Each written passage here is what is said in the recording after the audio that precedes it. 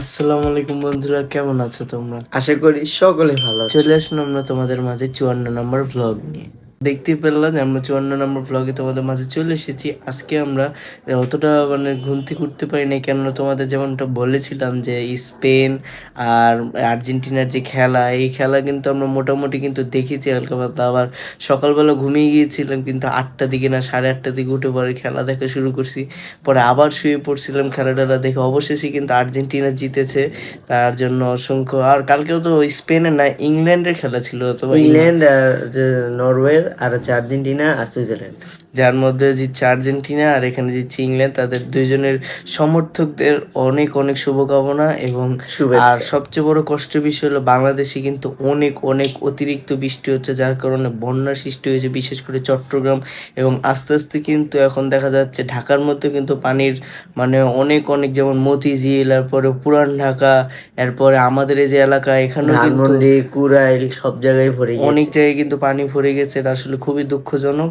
তাই যা দেখি আল্লাহ যেন তাদের সবাইকে হেফাজত করে। এবং এখন আমি প্রথমে দেখতে পাচ্ছি আমি রেডি, আমি একটু চলে যাব মতলিব, যেহেতু কালকে গিয়েছিলাম, আজকে একটু কাজটা সম্পূর্ণ করা লাগবে। তো চলো আগে একটু মতলিবে চলে যাই।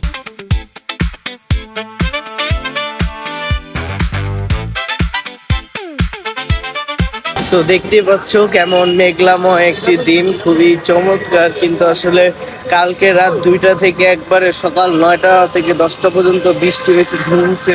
তা বুঝতেই পারতেছো আসলে অনেক জায়গায় বন্যা হয়ে গেছে, যা তোমাদের তো বললামই। তো চলো আল্লাহ যেন তাদেরকে হেফাজত করে। এবং আমরা যেমনটা বললাম আমি যে আমি চলে যাচ্ছি মোতালিবে।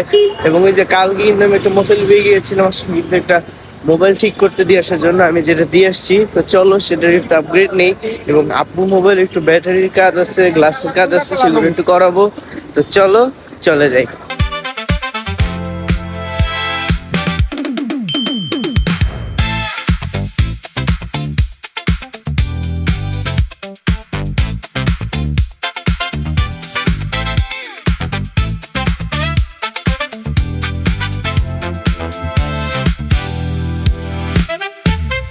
সো আমার এখানের কাজ শেষ, তোমাদের তো দেখালে আমি দোকানটা, এটা আমার চাচ্চুর দোকান। এসে যদি আমাদের ভিডিও দেখো তাহলে কিছু ডিসকাউন্ট দিতে পারে। তোমরা এসে দেখতে পারো মতলিব প্লাজায় 2 তলায়। নাম অতটা আমাদের সব দেখাই দিলাম। এবং এখানে যে 2টো মোবাইলের জন্য আসছিলাম, সেই 2টো মোবাইলই সাকসেসফুল। তো চলো বাসায় চলে যাবো, বাসায় যেয়ে চিন্তা ভাবনা করি আরো কিছু। চলো।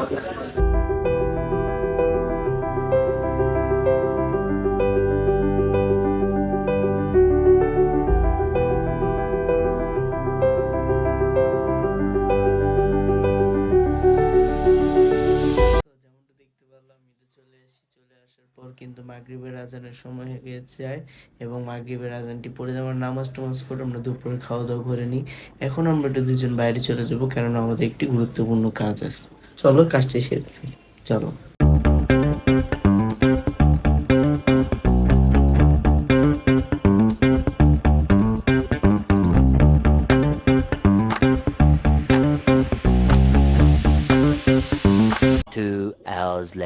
আমরা তো তোমাদের বলেই বেরোলাম যে আমাদের একটি গুরুত্বপূর্ণ কাজ আছে। কাজ আছে বলতে আমাদের অনেক আগের একটি বন্ধু আজকে দেখা করতে আসার কথা ছিল। আমরা ডেস্টিনেশনে চলে এসেছি, কিন্তু সেই বাটপাটটি আর আসে নাই। আমরা এসে দাঁড়িয়ে রয়েছি এবং সে যে কতটা লং পর আমাদের যদি একদম বাটপাটি করে ফেললো। আমরা দুইজনই এসে দাঁড়িয়ে রয়েছি, কিন্তু সে এখন আসেই নাই এবং ফোনও ধরে না। আমরা একটার পর একটা ফোন দিচ্ছি, তারপরেও ফোন। এবং ইন্টারেস্টিং ফ্যাক্ট হচ্ছে তোমাদের সাথে কথা বলারও বাসার থেকে আসারও প্রায় 2 ঘন্টা হয়ে গেছে, কারণ আমাদের পিছনে একটি হোটেল আছে, সেই হোটেলে আমরা দুজন ছিলাম কিন্তু সেই বাটপার বন্ধুটা এখনো আসলে প্রায় সব বন্ধ হয়ে গিয়েছে আমাদের এলাকায়। সবই তোমরা দেখতেই পাচ্ছ, আসার মধ্যে দেখলাম যে সব বন্ধ হয়ে যাচ্ছে যাওয়ার পথে, কেননা আমাদের এই জায়গা হচ্ছে কর্পোরেট এলাকা। এই এলাকার 8টা 9টার পর বন্ধ হয়ে যায়। আর এখন অনেক বাজে, প্রায় 9টা 9:30টার মতো বেজে গিয়েছে। তাই আমাদের বাসার মধ্যে চলে যেতে হবে, যেহেতু আমাদের বন্ধু আসলো না। ইনশাল্লাহ পরের বার ওর সাথে ফোনে কথা হবে। চলো। তো যেমনটা তোমরা দেখতে পারলাম, আমি কিন্তু চলে এসেছিলাম বাসা থেকে বের হয়ে, যে বলেছিলাম ইম্পর্টেন্ট কাজ বলতে আসলে যেমন আমার ভাই বললো তোমাদের যে আমাদের একটা চিরচেনা বন্ধুর আসার কথা ছিল, কিন্তু সে বাটপার লম্পট, তার নাকি জরুরি একটা কাজ বেড়ে গেছে। তুই আমাদের তো আগে থেকেই বলতো 2 ঘন্টার জন্য বসে থাকার কিন্তু প্রয়োজন ছিল। সেই 7টা দিকে আসছি মাগরিবের নামাজ পড়ে, এখানে 8টা 9টা প্রায় বেজে গেছে, 9টা 9:30টার মধ্যে বেজে যাচ্ছে। এতটা বড় লম্পটি করা দরকার ছিল? তো যাই হোক, যা হয়েছে তো করেই ফেলছে, এটাই, আর কিছু বলার নেই। তুই এটা ঠিক করলি না, আমাদের 2 ঘন্টা বসায় রাখার কথা, এটা মনে রাখ। ডাক্তার সঙ্গে দেখিস আমরা একদিন করবো, দেখি সময় মতো শোধ হয়ে যাবে। তো চলো এখন আমরা বাসায় চলে যাই। বাসায় চলে যাওয়ার আগে একটু চিন্তা করতেছি নানি বাসায় যাবো। তো চলো দেখি কি করা যায়। সো দেখতে পাচ্ছ চলে এসেছি বাসায়। তো চলো প্রথমে আমরা একটু আমাদের এক্সারসাইজটা করে নিই, এরপরে তোমাদের সঙ্গে দেখা করছি, চলো। সো যেমনটা দেখতে পেলাম, আমি কিন্তু বাইরে থেকে চলে আসার পর জিম টিম করে নিই, এরপরে কিন্তু চলে আসলাম তোমাদের মাঝে, এবং আমাদের রাতের খাবার দাবার সব রেডি, এখন খালি ঘুমানোর পালা। এবং রাতের খাওয়া দাওয়া শেষ করে আমরা শুয়ে পড়বো, তাই আমরা চিন্তা করলাম যে আজকের ব্লগটি এই পর্যন্তই থাক। সো দেখতে তো বললাম সকাল থেকে উঠে একটু মানে সকালে তো আসলে উঠতে পারিনি, খেলা টেলা দেখে উঠতে লেট হয়ে গেছে।